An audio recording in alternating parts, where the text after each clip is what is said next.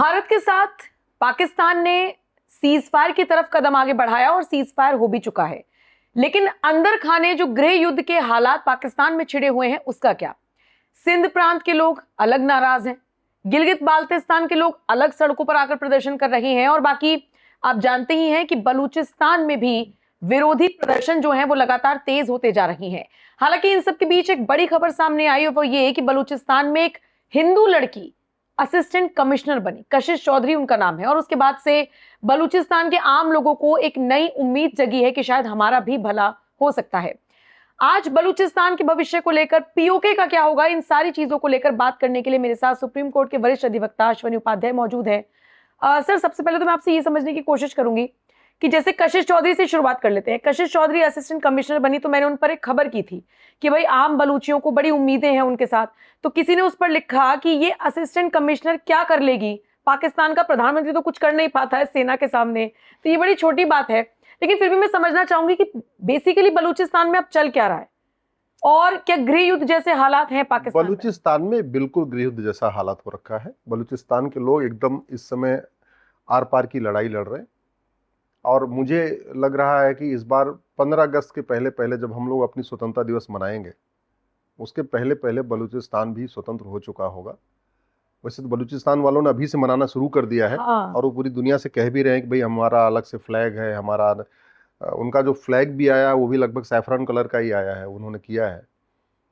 बलूचिस्तान में भी अभी काफ़ी कुछ सनातन संस्कृति है। हालांकि पाकिस्तान का पार्ट जब बना उसके बाद से पाकिस्तान की सरकार ने वहाँ बहुत मदरसे खोले, वहाँ बहुत मरकज़ें बनवाई, बहुत वहाँ पे बलूचिस्तान वालों को टारगेट करने का मूल कारण ही यही था कि बलूचिस्तान के लोग उस इस्लामिक जिहाद के अंदर नहीं आ रहे थे, उनकी बात नहीं मान रहे थे। ये पूरा का पूरा आप समझिए कि पाकिस्तान बलूचिस्तान को टारगेट कर क्यों रहा था। पाकिस्तान के जो वहाँ पे जो कट्टरपंथी संगठन है वो लगातार सरकार पे दबाव डलवा के बलूचिस्तान में भी अपना वही रेडिकलाइजेशन का खेल खेलना चाहते थे जो उन्होंने बाकी जगह कर लिया। बांग्लादेश 71 में अलग हुआ, हमने अलग कराया। उस समय भी बांग्लादेश में वो रेडिकलाइजेशन नहीं था।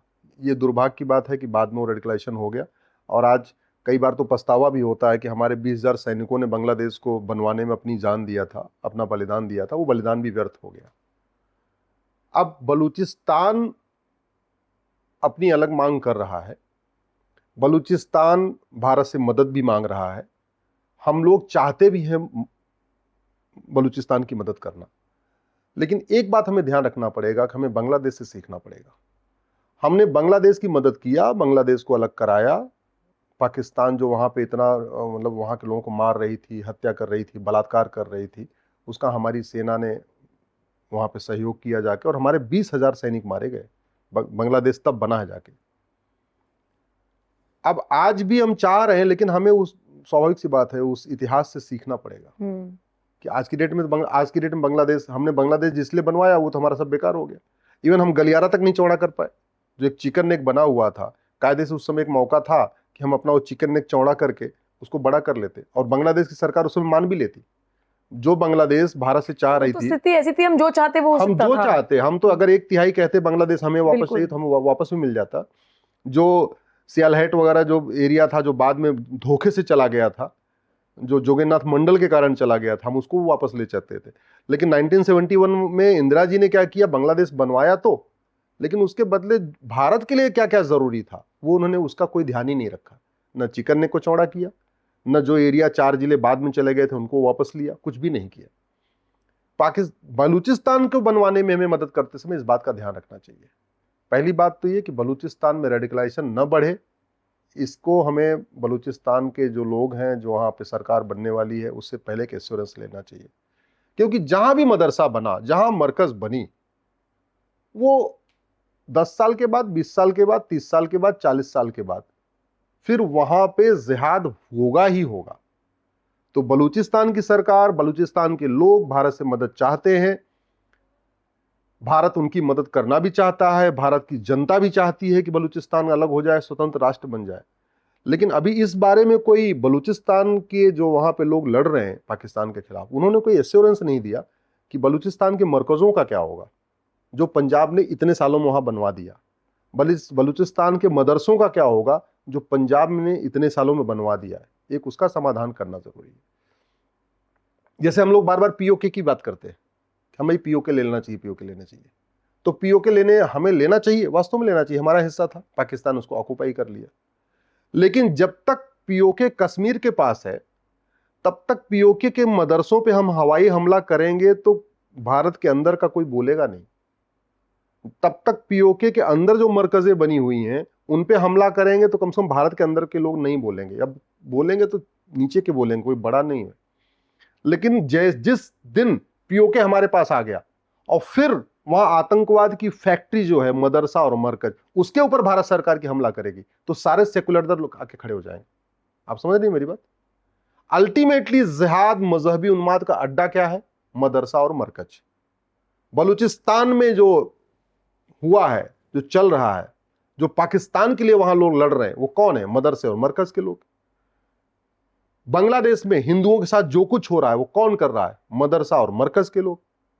पीओके में बहुत सारे लोग चाहते हैं हम आप वापस आ जाए भारत में, लेकिन पाकिस्तान के हिस्से में जाने के बाद पाकिस्तान ने वहां बहुत बड़ी संख्या में मदरसा और मरकज खुलवा दिया है। तो पीओके लेने से पहले वो मदरसा और मरकज पे बुलडोजर चलाना जरूरी है, उसका सफाया करना जरूरी है, क्योंकि हम तो पहले से परेशान हैं। आप जरा सोचिए, पाकिस्तान से ज्यादा मौलवी भारत में है, पाकिस्तान से ज्यादा मजार भारत में है, पाकिस्तान से ज्यादा दरगाह भारत में है, पाकिस्तान से ज्यादा मदरसे भारत में है, पाकिस्तान से ज्यादा मरकज भारत में है। दुनिया का सबसे बड़ा जो जमात है उसका हेडक्वार्टर भारत में है।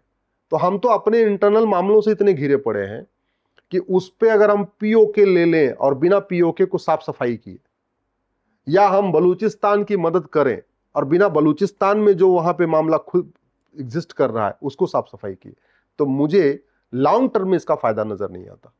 लॉन्ग टर्म में फिर वही हो, शॉर्ट टर्म में चलो ठीक है भाई बलूचिस्तान एक अलग देश बन गया, पीओके हमारा हो गया, लेकिन लॉन्ग टर्म में हमें फिर वही पछताना पड़ेगा जो बांग्लादेश बनाने के बाद हम पछता रहे हैं।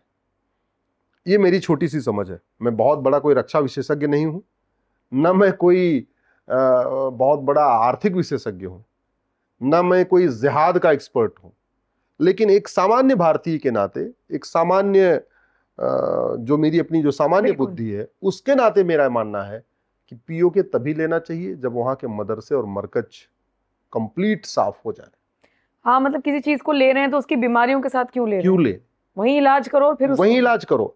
और वो क्यों, इसलिए भी मैंने कहा कि जब तक वो उधर है तब तक आप साफ करोगे, सेना जाके साफ कर देगी, तो कम से कम इधर के राजनीतिक दल जो ओटजीवी नेता हैं, जो नोटजीवी नेता हैं, जो सत्ताजीवी नेता हैं, अभी उसका विरोध नहीं करेंगे। अगर आपने ऐसे ले लिया और फिर आप सफाई करोगे तो चाहे वो हैदराबाद वाले साहब नवाब साहब हो, चाहे ये जमीयत उलमा हो, चाहे पर्सनल लॉ बोर्ड हो, ये सारे के सारे अभी तो जब उनकी जबान बंद रहती है भाई ठीक है मामला दूसरे देश का है, लेकिन अपने देश में आते अगर आप पीओके का अपनी कौमी एकता पे बात आ जाएगी ना, फिर कौमी एकता पे बात आ जाएगी। ये बात तो अभी आपने जिक्र किया हैदराबाद वाले साहब का, इस बार तो उनका वैसे अलग रूप दिखा है। जो उनके बयान सामने आए हैं, वो चाहे देशभक्ति की बात हो, मैं तो कहीं पर पढ़ रही थी तो जिस तरीके का बयान सामने आ रहे थे, तो अब एक तबका है जिन्होंने ओवैसी को भी ट्रोल करना शुरू कर दिया, तो उसमें लोग लड़ रहे हैं सोशल मीडिया पर, नहीं नहीं ये हमारा है, हमें चाहे कुछ भी बोले। इस तरीके से ओवैसी को लेकर मैंने प्यार देखा लोगों का। और रही इसकी बात, उनका सीधे तौर पर मुझे जो समझ में आया कि जहां मुसलमान की बात होगी वहां मुसलमान की बात वो करेंगे, जहां देश की बात होगी वहां देश की, तो ये तो आएंगे उस टाइम पर आगे, इन जैसे बहुत लोग आएंगे। मैं तो आपको कह ही रहा हूं कि आप पीओके में अभी जाके आप 10 मदरसा तोड़ दो, किसी को यहाँ कोई फर्क नहीं पड़ने का, कोई फर्क नहीं पड़ेगा। जिस दिन आपने पीओके ले लिया और जाके एक मदरसा आप तोड़ोगे, कम से कम 100 लोग तो सुप्रीम कोर्ट पहुंच जाएंगे संविधान की दुहाई देने, खतरे में है वाली बात आ जाएगी, संविधान की दुहाई देने कि हमारे फ्रीडम ऑफ रिलीजन में ये तो वायलेशन हो गया, आर्टिकल 25 का वायलेशन हो गया। एक बात मैं आपको बता दूं, पूरी समस्या की जड़ मरकज और मदरसा है। भारत के संविधान में मदरसा शब्द लिखा ही नहीं। इसके मैंने पहले आपको कहा था कि भारत के संविधान में वक्फ शब्द नहीं लिखा है, आज मैं रिपीट कर रहा हूं, भारत के संविधान में मरकज और मदरसा तो कहीं लिखा ही नहीं है। सच्चाई ये है कि भारत के संविधान का हमारे माननीय सुप्रीम कोर्ट के जजों ने इतना ज्यादा गलत इंटरप्रिटेशन किया, उसका परिणाम हम लोग भुगत रहे हैं। और गलत इंटरप्रिटेशन क्यों किया? क्योंकि सुप्रीम कोर्ट के पहले भारत में एक प्रीवी काउंसिल हुआ करती थी, प्रीवी काउंसिल सारे जज अंग्रेज हुआ करते थे, उनको धर्म और रिलीजन का अंतर ही नहीं पता था कि धर्म क्या होता है, रिलीजन क्या होता है, उनको लगता दोनों एक ही बात है। उसके बाद जज कौन बने सुप्रीम कोर्ट में? जिनके पिताजी अंग्रेजों के जमाने में बैरिस्टर थे, उनकी पढ़ाई कॉन्वेंट की हुई थी, उनको धर्म और रिलीजन का अंतर नहीं पता। उसके बाद कौन बने? वो भी बने जिनके पिताजी सुप्रीम कोर्ट के जज थे। तो एक पूरी चेन बन गई कि सुप्रीम कोर्ट में कौन जज मैं सुप्रीम कोर्ट का नाम इसलिए ले रहा हूं कि अल्टीमेटली संविधान की जो व्याख्या सुप्रीम कोर्ट कर देता है, वो व्याख्या कहते नहीं पत्थर की लकीर हो जाती है, उसको सरकार भी मानती है, उसको हाई कोर्ट भी मानती है, वो नजीर हो जाती है पूरे देश के लिए। तो आर्टिकल 25 से आर्टिकल 30 का जितना मिस इंटरप्रिटेशन हमारे माननीय सुप्रीम कोर्ट के जजों ने किया है, उसका परिणाम भारत भुगत रहा है, उसका परिणाम भारत भुगत रहा है।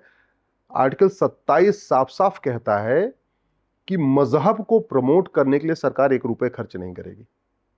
मदरसे में मानवता को प्रमोट नहीं किया जाता, मदरसे में विश्व बंधुत्व को प्रमोट नहीं किया जाता, मदरसे में सर्वे भवन्तु सुखिनः सर्वे सन्तु निरामयाः नहीं प्रमोट किया जाता, मदरसे में केवल और केवल मजहब को प्रमोट किया जाता है। ऐसे आर्टिकल 28 कहता है किसी सरकार के द्वारा मान्यता प्राप्त या सरकार के द्वारा फंडेड स्कूल में कोई मजहबी टीचिंग नहीं होगी। मदरसों में मजहबी टीचिंग होती है। मदरसों में मतलब हमारे माननीय सुप्रीम कोर्ट के जजों को ये डिफरेंस समझ में नहीं आया कि गुरुकुल क्या है और मदरसा क्या है। उनको लगता है गुरुकुल मदरसा एक समान सेम है। हमारे सुप्रीम कोर्ट के जजों ने न कभी वेद पुराण पढ़ा न बाइबल कुरान पढ़ा, लेकिन उनको लगता है वेद पुराण बाइबल कुरान एक समान है।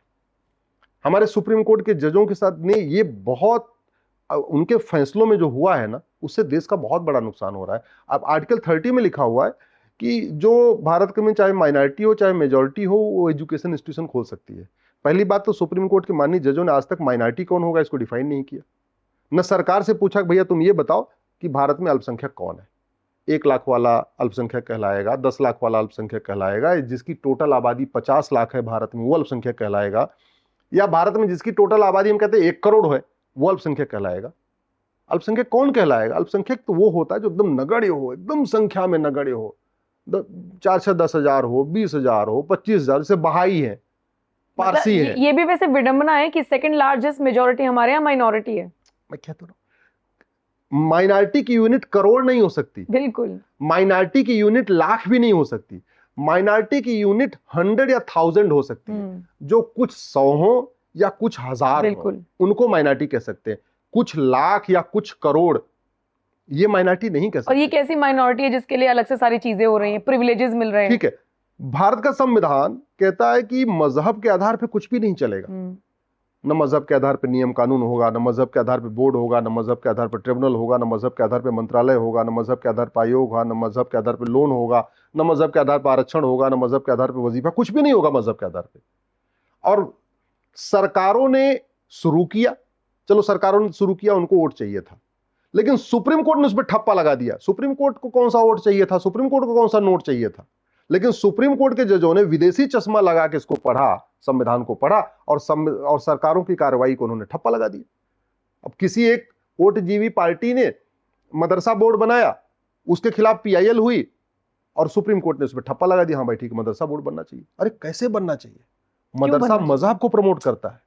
इस देश में जब विभाजन हुआ उसके बाद जब कुछ मुस्लिम्स ने बोला कि भाई हम भारत में रहना चाहते हैं, हमको विशेष दर्जा चाहिए, सरदार पटेल साहब ने संविधान सभा में साफ साफ कहा कि मजहब के आधार पर विभाजन हो चुका है, अब मजहब के आधार पर कुछ नहीं मिलेगा, और जिसको मजहब के आधार पर कुछ विशेष चाहिए तो उन्होंने बोला रास्ता बंद नहीं हुआ है, रास्ता खुला हुआ है, जा सकते हो।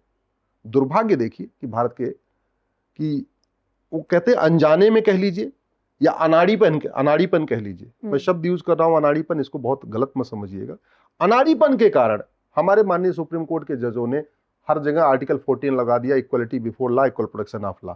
मतलब हमारे माननीय जजों का यह कहना है कि आम भी पेड़ है और बबुल भी पेड़ है, इसलिए जितना खाद पानी आम को दो उतना ही खाद पानी बबुल को दो। कभी ये नहीं सोचा कि आम में खाद पानी डालेंगे तो बाद में वहां मीठे आम आएंगे, और बबुल में खाद पानी डालेंगे तो वहां से कांटा आएगा। ये डिफरेंशिएट किया ही नहीं उन्होंने। और आज भी उसी एक कहते नहीं, उसी एक आभासी दुनिया में, एक वर्चुअल दुनिया में चल रहे हैं कि नहीं बाइबल कुरान वेद पुराण एक समान होता है, गुरुकुल मदरसा एक समान होता है, सारे धर्म भाईचारा सिखाते हैं, मजहब नहीं सिखाता आपस में भाईचारा। ये कुल मिला के वही एक वर्चुअल आभासी जो लाइफ है ना, उसी को जजेस उनके दिमाग में बैठा हुआ है, उसी के हिसाब से फैसले दे रहे हैं। और उनके दिमाग में क्यों बैठा? क्योंकि उनकी स्कूलिंग ऐसे हुई है। भाई ज्यादातर जो हाई कोर्ट सुप्रीम कोर्ट के जजेस हैं, हाई कोर्ट के तो नहीं, आजकल तो लोग सामान्य घरों से भी हाई कोर्ट में आ रहे हैं, ज्यादातर सुप्रीम कोर्ट के जजेस क्या है, कोजी क्लब के हैं। कोजी क्लब का मतलब इनके दादाजी बैरिस्टर थे, पिताजी जज थे, और खुद वो वकालत की और जज बन गए। इनको बाहर भारत में क्या समस्या है, क्या कठिनाई है, जिहाद कैसे फैलता है, मजहबी उन्माद कैसे फैलता है, भारत क्या क्या फेस कर, इनको पता ही नहीं है। तो ये एक आर्टिफिशियल लाइफ में रह, एक वर्चुअल लाइफ में रह रहे, और वर्चुअल लाइफ में रह के फैसला दे रहे, उसका परिणाम ये हम हो रहा है। 1000 बेटियां पर डे लफ्ज़ियात का शिकार हो जा रही हैं। लगभग 1500 परिवार, हिंदू परिवार पर डे कन्वर्ट हो रहे हैं। 1500 हिंदू परिवार का मतलब 10,000 हिंदू होता है। ये अभी भी हो रहा है? अभी भी हो रहा है। मतलब इतना, और वो इतनी सारी चीजें लोगों के सामने आ रही है, उसके बावजूद इसके बावजूद हो रहा है।